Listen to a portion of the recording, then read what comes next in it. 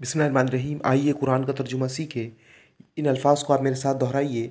मा युवद्दु, नहीं चाहते, अल्लज़ीना कफ़रू, जिन लोगों ने कुफ्र किया, मिन अहलिल किताबी, और अहले किताब में से, वलल मुशरिकीना, और न मुशरिकीन में से, अय युनज़्ज़ला, के नाजिल की जाए, अलैकुम, तुम पर, मिन खैरिन, कोई भलाई, मिन रब्बिकुम, तुम्हारे रब की तरफ से, वल्लाहु, और अल्लाह, यख्तस्सु, ख़ास कर लेता है, बिरहमती ही, अपनी रहमत से, मैं यशाउ, जिसे चाहता है, वल्लाहु, और अल्लाह, ज़ुल फ़ज़्लिल अज़ीम, बड़े फ़ज़ल वाला है।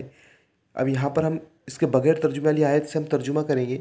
नहीं चाहते वो लोग जिन्होंने कुफ्र किया और अहले किताब में से और मुशरिकीन के नाजिल की जाए तुम पर कोई भलाई तुम्हारे रब की तरफ से, और अल्लाह ख़ास करता है अपनी रहमत के लिए जिसको चाहता है, और अल्लाह बड़े फ़ज़ल वाला है।